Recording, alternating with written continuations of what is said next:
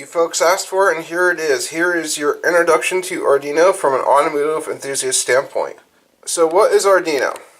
Arduino, and I'm going to zoom in on the Uno. Arduino is an open source digital or electronics prototyping platform that literally the sky is practically the limit with what you can do with one of these things.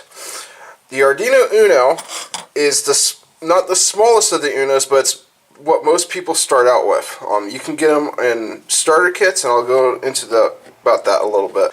Anyway, the Arduino Uno is, as I said, one of the ones that most people start out with. It comes with 13 digital inputs, and it comes with 5 analog ins or outs, and then it comes with normal power lines and communication pins and stuff like that. But this is the smaller, normal starter one that you will work with. People or stuff I've worked with for projects, and I'll show you one of them in a little bit later in this video, is an Arduino Mega. So I'll pull this out.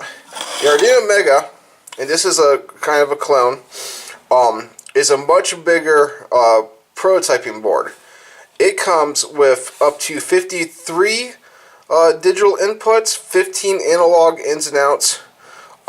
It has more pulse width modulated pins on it than the Uno does. It has more communication lines, more voltage ins and outs. It's pretty much a bigger board for bigger projects. There have been guys, and some of you folks who commented on my posts on Facebook have brought up Speedino. This is what the Speedino guys run for a processor. This is the computer board for that. They take what is called a shield and put on top of it, and then they can run, there have been guys running LSV8s, fuel injection on that with a computer costs in total about $190. And that is a very good place to go if you want to get into something like that. I have been doing different style projects. I've personally been doing boost control. I've been doing I'm working on a transmission controller, and so on and so forth. There have been guys who use these or can build these into nitrous controllers, gauge cluster setups. Literally, the sky's the limit whenever you're using one of these in our automotive environment. It's literally just learning how to code it and set up the electronics, which I will be going into in further videos. So, okay, where can you get our Arduino starter kits? Most starter kits I'm going to recommend are going to be starting with an Uno. The Uno kits are cheaper to get than the Megas. You get most of the stuff you need, and with the Unos, you can buy the expansion boards. Like I bought my kit. I can't see the name of the website, but it's a very well-known online auction site, and I'll leave it at that. I bought my kit on that site for, I think it was like $38. It came with wires, additional electronics, resistors, push buttons, and I will bring some of those into this video to show you what it came with. But it came with a ton of stuff that you can use to start prototyping your basic stuff. It actually comes with almost everything you need to build a boost controller with most of those starter kits. So, just to show you, and I've added on to what I got originally. I'm going to zoom out of this real quick, and I apologize about the whole zoom thing. I'm still getting used to making videos. But anyway, so it came with a lot of stuff in the starter kit, and I've added on to it. But it comes with, like, remote, comes with additional chips, it comes with digital screens, and, yeah, I'm never going to probably use this, but that changes color to different colors, which I guess you could probably use if you need, like, an RPM, like, warning light or something. It comes with potentiometers. Well, I've gotten these potentiometers on that same online site I was talking about. It comes with wires, and I've got more wires on that site that that big online site that I was talking about. And you can buy all this stuff dirt cheap. I think the wires I paid another $5 or $8 for. The starter kits come with a prototyping shield that you can literally, it just presses right onto an Uno. So you press it right onto an Uno, and you're good to go. Which goes into, or it has a ribbon cable that goes to this, and this goes onto a prototyping board that I'll show you with one of my kits, or one of my there's the ribbon cable.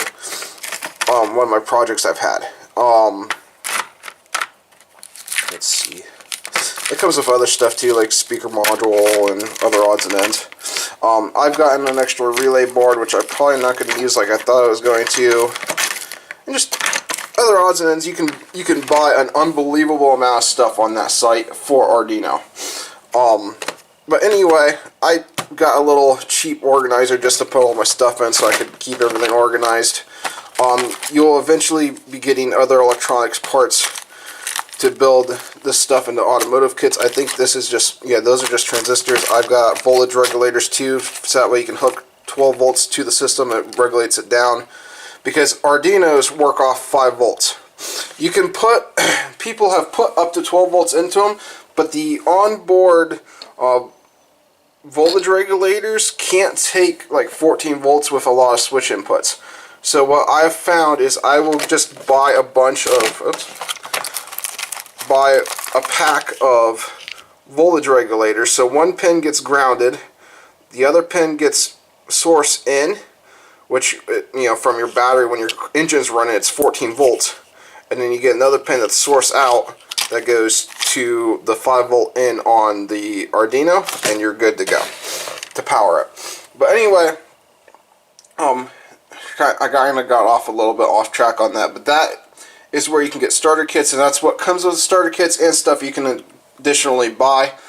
I'm going to get into the Arduino software next and step over to my computer and show you where you can get the software, and the links for the software, the reference, and the forum are going to be on, or in the description in this video. I'm also going to post the links to them on my website. And just to show you what you can do with most starter kits with additional add-ons, I brought out my prototype transmission control module that is almost done and ready to go into enclosure, and I'll be videotaping all that too. Just to give you an idea, the prototyping board comes, as I said, with potentiometers. It comes with a prototyping board. It comes with an LCD screen. It doesn't come with a Mega, which is what I have here. You can buy that separate, but it comes with all these little switches, resistors, most of the wires you see here. I ended up having to buy, this is an MS CAM module, and that you can buy on that online auction site also for cheap. I think I paid $1 or something for that one. It comes with a 9-volt battery, not the battery, but the holder that you can plug right into the port onto an Arduino. And I'm going to just show you what you can do once you learn how to code and stuff with these and the electrical side of wiring and stuff like that, which I will be going through in all my introduction videos, or through my introduction videos. So anyway, I'm going to hit the restart button, or the reset button, and go through. I'll show you what's happening on the screen. So reset it, so it starts over. CAN bus module initialized, and then the current gear. So right now it's in full automatic mode. I gotta figure out, I can't remember which one. There we go. So drag racing mode, full manual, paddle shift, and full automatic. So those are all the different modes. We'll put it in paddle shift. And in paddle shift, I've got it set up to where I can, like, if I hook up buttons to my steering column for paddle shifters, I can go through that way, and then go into, say, full automatic mode, and it's available in paddle shift too. I also have the sloppy trans brake coded into this for its automatic control. So I'm going to unhook the power to it right now. But anyway, so this is something I'm going to be going into these videos too, and most all this stuff except for the Mega and the MS CAM module comes with the prototype, or the starter kits you can get off that online auction site. So you can get most everything you need to go into some pretty deep projects. which is very handy. So I highly recommend just a regular starter kit. An Uno one will start, and then buy a Mega board separate. That'll get you through most of what I'm going to do with these introduction videos, and then once you get a feel for it, start working with the code, stuff like that, you'll be able to go on your own course and see what you need extra. Like, as I said, I got a CAN bus module and a couple other odds and ends. But this will get you through most of what you are going to be doing, at least through my introduction videos, and stuff you're going to apply into your automotive projects or vehicles, project vehicles, whatever. So now I'm going to go into the Arduino software. Alright, moving on to the Arduino software. Whenever you go to arduino.cc and click on the software tab, it's going to bring this up. There's two different versions of the software. You have the online IDE, which IDE stands for Integrated Development Environment, or you have the downloadable IDE. I personally like the downloadable IDE, or the Arduino program, because that way you don't have to worry about having an internet connection, and you can just save your sketches to your own computer. So that is what I personally like to do. So once you download the Arduino IDE and get it installed on your computer, it's going to look like this when you first bring it up. It's going to have your sketch name here, which it just gives you a sketch, and then the date that it is. It's also going to bring up your void setup and your void loop portions of your code. So when you first get it started, and you're new to Arduino, once you get this program set up, this is where all the sketches are made for Arduinos. This is where you make your sketch, you edit your sketch, and you upload it to your Arduino. And I'm going to show you how to do that also in this video. But for instance, we're going to make a simple sketch. This is going to be a simple blink sketch. So in the Arduino program, you have your void setup and your void loops. Your void setup, as it states here, you put your setup code here and it runs once. So this is for like setting up pin inputs and outputs and portions of the code you just want to run once on power up. The void loop, anything you have in your void loop will, once it works its way through the code, it will go back to the start of the void loop and just keep repeating continuously without end, as long as the Arduino's got power. So, for our simple blink sketch, we are going to bring the void setup down and give us enough room to define our pins. So, we are going to define pin 13, which on an Arduino Uno and an Arduino Mega has a built-in LED hooked up to it. So you don't have to hook up any kind of switches, no resistors, no nothing. Just for a simple showing you how this sketch works, or how making sketches and how Arduino works, we're going to do a simple blink sketch. So once you bring the void setup down, you need to define that pin. So in the top part of this code, we're going to define that pin as a constant. So the constants in Arduino is CO and ST, which will make the text turn blue, saying that it's accepting it, it's a constant. And we're going to save this as a byte. There are different kind of information holders you can have. You have bytes, integers, longs, and unsigned longs. I'm sure I'm probably missing a couple. I'll show you where you can get that information later in this video. But for right now, just to show you how the sketch works, we're going to save this output pin for the LED light that's built in on the Arduino Uno Mega as a constant byte. We're going to name LED pin, and we're going to save it to pin 13, or 13, because that's what it's hooked up to on the board. And then we're going to put a semicolon at the end. You have to put a semicolon at the end of any line that you're done executing, so that way it moves on to the next line of code. So, and to do any kind of commenting in your code, you put 2 slashes in it, or two slashes, and then you can, anything behind here. So say we're going to type in, this is digital pin 13 or onboard LED. So this part of the code right here is all commented out. So when the Arduino compiles this code, it's going to compile to here and ignore everything behind it, which this makes it awesome for doing notes. So that way, if you're debugging your code or trying to figure anything out in your code, you can look at, okay, this is why I did this, and I would leave notes. Anytime you're even seasoned, always comment out your code so that way you have an idea what you were thinking is making this, say that LED turn on, or this is right now. That's a comment for letting us know that we hooked, or the LED pin is set up as a constant byte on pin 13. Anyway, there's two different ways of commenting out code. You have that way. You also have this way, which is going to be, oops, not a question mark, slash star symbol, and then you hit the enter button, and the Arduino IDE sets it up for this other star and slash. So anything in between there and here is a comment. So hello, if I can type today, this is a comment. Thanks. So that right there is just a comment, and this is great for larger commenting out parts of code, because every time you hit enter, it just keeps going and gives you all kinds of room to comment out your code. And if you do any kind of Googling or anything, or find other people's codes, they'll have at the top like their copyright information, or this program set up to do this, yada yada yada. But if you're looking for just one line comments, just a double slash and then going into your comment works just fine.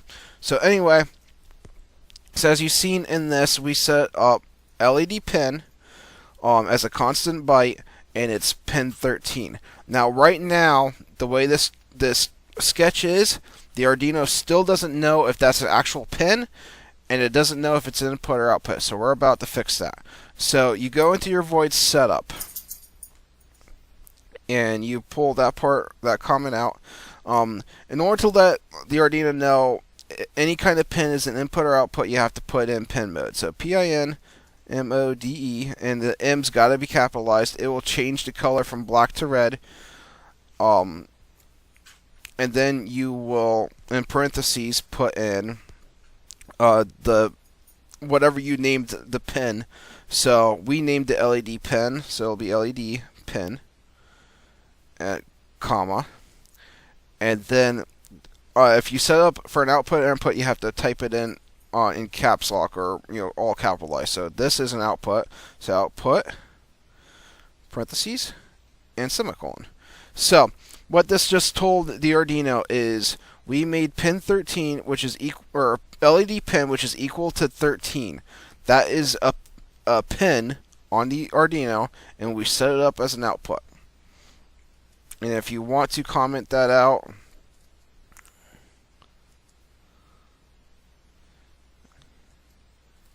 pin 13 as an output. Alright, so it sets up LED pin, and actually you don't even really need pin 13, because you can change the pin count.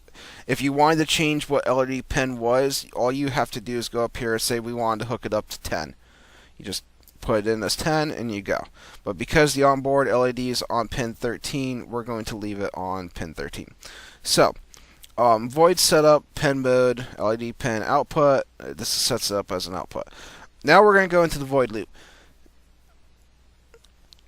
Okay, and with a void loop, as it states, you put your main code in here and it runs repeatedly, or loops repeatedly. So say for instance, you wrote code. Once it got down to reading the bottom code, it would loop right back up to the top and just keep doing it and doing it and doing it as long as the Arduino's powered up. Now if you wanted something just to run through the code once and be done, you would put it in void setup, because void setup runs whenever you power up the Arduino, Mega, Uno, whatever. Whenever it receives power, it goes through void setup once, and that's it. Then it jumps to void loop. So if you were doing some kind of calculation or whatever, and you only need to run the calculation once, you could put it in void setup, save the information, and then go into void loop. And I will be going into all of that in later videos on how to set that up. But for right now, just for getting your feet wet with Arduino, we're going to keep this simple with just a simple blank sketch. So in void loop, we are going to, in Arduino you have digital read, digital write, analog read or analog write. So digital read or digital write are for the digital output and input pins. On an Arduino Uno, you have pin 0 through pin 13, and then you have, for the analog pins, you have pin A0 to A5. Now, for instance, if we were hooking up LED pin to an analog pin, we would have to put a capital A in front of the pin number to let it know, okay, this is an analog pin, and not a digital one. So, and it doesn't have a pin 13. So, say for instance, we were hooking up an analog pin, we'd hook it up to A5. So, whenever you saved LED pin, you would save it as A5. That would let the Arduino know that that is hooked up to the analog pin and not the digital one. The digital ones you don't have to put an A in front of, so you can just put as the number itself. So, whenever you go into commanding stuff on and off, the digital pins you do digital write, the analog pins you do analog write. However, the analog pins you can also do digital write, but they don't work the other way around, where you cannot analog write a digital pin unless it's a pulse width modulated pin. I'll be going into that also in the later videos, but again, for right now, we're going to try to keep this simple. I'm hoping I'm not going over everyone's head at this moment in the video, but going back to the sketch at hand, for a simple blank sketch, we are going to digital write. And anytime you see like a digital read or digital write, and you type it incorrectly, it is going to change color on you. So if we were to type it, see how it's black right now? If we were to type it and keep it all lowercase for the W, it's not going to change color. So it's not an actual, it's not a command that the Arduino environment's going to accept. So we have to write it as digital write with a capital W. Then it'll change color to red. Then in parentheses, we're going to have LED pin, and then we're going to write it high. So, and then parentheses, and then semicolon. So what this does is it takes LED pin, which in its normal state is written low or off. It's going to digital write LED pin high or turn the LED on. So it'll go from 0 volts whenever it's started up. When we do digital write, it's going to make it high, which is going to bring it up to 5 volts, which will turn the LED on. Then we're going to delay for the simple sketch to make the LED just blink on and off in second intervals. We're going to delay and parentheses, and anything you put in parentheses in the delay is in milliseconds. So say for instance we want the LED to blink on for a second and off for a second. So we're going to write delay for 1000, which means that we are delaying for 1000 milliseconds, or 1 second. Then we're going to take and digital write the LED pin low. Now what this line of code does is pretty much the same thing as the first line, except it's inverted. So it's taking the LED pin, instead of turning it on, it's turning it off or writing it low. After that, we're going to delay again for another 1000 milliseconds, and then finish off with a semicolon. So for the void loop, just to recap, we have digital write LED pin high or on. We're delaying for 1000 milliseconds or 1 second. Then we're digital writing LED pin low or off, and then we're delaying for another 1000 milliseconds or 1 millisecond. So once it gets through this loop of code, so anytime you put in void loop or any other void parts of code, it's going to start at the top of the code. It's going to go through that, then this, and this. Once it gets done with this bottom delay, it's going to loop right back to the top and keep going all the way through this code forever until you either take the power away from the Arduino or something happens. Like and with this simple blank sketch, it literally would take unpowering the Arduino for it to stop. So this is a simple blank sketch. I'm going to show you how to hook it up into, or hook up this program to an Arduino Uno, and then how to write it, and then we'll show you what it does whenever you power it up. Alright, so just to show you guys what the Arduino looks like before you program it, this is what it's going to do whenever you buy it. So whenever you hook it in to your USB port, it is going to flash a couple times during its boot up sequence. It did not do anything. Now, this right here is the LED for pin 13. And you're going to see that in a second here once I flash it with the code I just showed you how to make. You'll see it flashing on and off. Okay, so now that we have the Arduino Uno plugged into the computer, what you have to do is go to your sketch and pull down your tools, and see how now it says COM5 and then it says Arduino Uno or Arduino Uno. You click on that or make sure it's checked, so that way it knows that's the port you have it hooked up to. Once you get that done, and you make sure that your Arduino Uno is set, or Arduino set to Arduino Uno, you can program it. Now, say for instance you're working with an Arduino Mega. At that point, you're going to pick your Arduino Mega or Mega 2560 or any other board you see here is a possible Arduino board. You can also get other boards besides Arduino that work in the Arduino environment. Like the Audio Fruit Trinket, which I'll show you in later videos, and other odds and ends, but right now we're working with an Arduino Uno, so we're just going to keep the Arduino Uno check marked or checked, and it's on COM5. So once you do that, you're going to save the file or to verify the code to make sure it compiles. So what you're going to do at that point is you're going to hit the check mark. I'll bring this in the screen. So you will save it. I'm going to save it as a simple blank sketch. Alright. It's going to compile the sketch. Compiling means it's checking the sketch to make sure it is compatible and you wrote it correctly to where it's going to be able to write it to the Arduino and have it actually function, and you don't have any like open-ended statements or anything like that. So once it gets done, it'll at the bottom of the screen it'll tell you the sketch uses 928 bytes or 2% of the storage space, and it tells you the maximum bytes allowable for the storage of the code, and then the global variables, which use 9 bytes, which is the global variable is this constant byte that we have LED pin, the pin 13.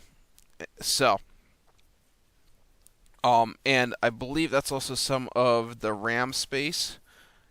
Don't hold me to that. I'm not totally sure like what's in the void loop. But anyway, so once you get that done, it's compiled, it's ready to flash onto the Arduino. So at that point, you are going to hit this upload button. You'll click it, and it's going to compile it again to verify that nothing changed, and then it's going to upload it. Whenever it's uploading, you will see two LEDs on the Arduino Uno, the TX and the RX flash. That's just the communication between it and the computer, stating it's just a visual showing that it's communicating with the computer. After that, you're done. Now I'm going to show you what it looks like with this simple sketch on the Arduino board itself. Alright guys, and as you can see now that we have this uploaded to the Arduino board, you can see this LED, which I'll zoom in on. The LED pin on pin 13, or the onboard LED, is flashing on and off in exactly 1 second intervals. And because we wrote that in the loop section, it is going to do that continuously while the board has power. So that is how you write a simple sketch and upload it onto an Arduino Uno. Now we're going to go into showing you some reference material and some other useful links that I've used while coding Arduinos. Alright guys, and just to finish off the video here, I wanted to give you guys a couple links, and I'm going to put them in the video description and on my website. This is one of the links that I have bookmarked on every computer that I have my Arduino program on. This is the Arduino reference page, and this page goes into all the stuff you need to know for coding through the Arduino programming environment, or the IDE program. So it goes into digital read, digital write, pen modes, analog reads and writes, attach interrupts, your time and delays and stuff like that. It goes into like variable scope qualifiers, like we did the constant on our simple blink sketch, but it also goes into scope, static and volatile stuff, conversion factors, constants, saving data, which I'll go into in later videos, like how you save it. Like I was talking earlier about, we saved our LED pen as a byte. You'll see me using integers, longs, unsigned longs, stuff like that. It also goes into the structure part of Arduino coding, the C++ code, so the loop and setup parts of the sketch, and the control structure, so on and so forth. I have this bookmarked, as I said, on every computer that I Arduino on, and I highly recommend you doing the same. I do go to this often. It's kind of my go-to resource for anything I have question for, like how much area or how much storage space you have in, say, an integer app part of the code, or how much space you have in an unsigned long, and just other odds and ends, interrupts and stuff like that. This is the page I go to the most. If you can't find it on this page, Arduino also has a forum. I had one question come up while I was building the simple boost controller with pulse width modulation that I had to drop it from the 30 Hertz I was able to get it out of through other resources on the Arduino page. I had to drop it down to 15 Hertz, and there was nowhere that I could find online, including Google, how to achieve this. So I ended up making a profile and posting on this, and I got a response in, I think it was like a day or so. Most everything you're ever going to run into has been done on this forum. For questions, highly recommend using the search up here, typing it in and going with it. It's probably been covered on this forum.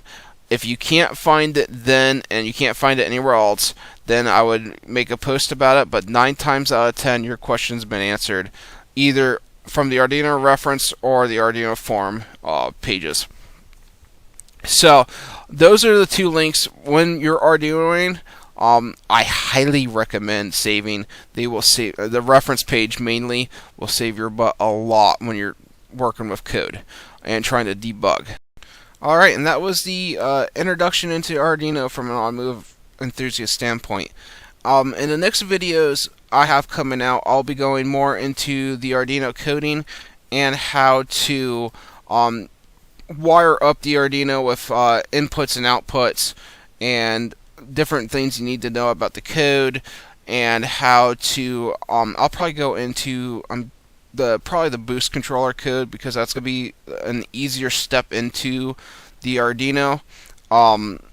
Setting it up with a digital screen and an input and an output. I'll probably also go into a little bit with pulse width modulation, because that's how a boost controller works, and teach you some of the stuff I even just learned recently with pulse width modulation frequencies, so that way you can make a working boost controller or nitrous controller. And we'll be just going, each video will get more and more in depth with what you can do with an Arduino. And honestly, the sky's the limit with this stuff. You can really get pretty far with an Arduino Uno or Mega. And as I've stated, I've got a few projects I'm working on with them. The boost controllers are one of them. Right now I've got one out to Matt Happel, Sloppy Mechanics. He is going to at some point run it in his, I believe, the Colorado, to just check and see how it works for him. I have the advanced versions of that boost controller with like switched inputs and outputs that are programmably savable. I also have my transmission controller, which I showed you earlier in this video, that should be getting enclosed soon. I'm working on a little bit of code in that, just for line pressure control, and after that it's ready to get enclosed and put in the vehicle. I am working on a small engine EFI using an Arduino Uno. And for like a 1-cylinder or 2-cylinder Briggs & Stratton engine. And I've also got the small engine dyno, which is functional. I have to touch up the code a little bit for the load control part and to automate it. But besides for that, that dyno is reading horsepower and pound-feet of torque and just fine using an Arduino Mega. And all those I'll probably go into in some detail with this video series. So if you like what you're seeing, please subscribe to the videos. And thanks for watching Twisted Bills, and we'll see you next time.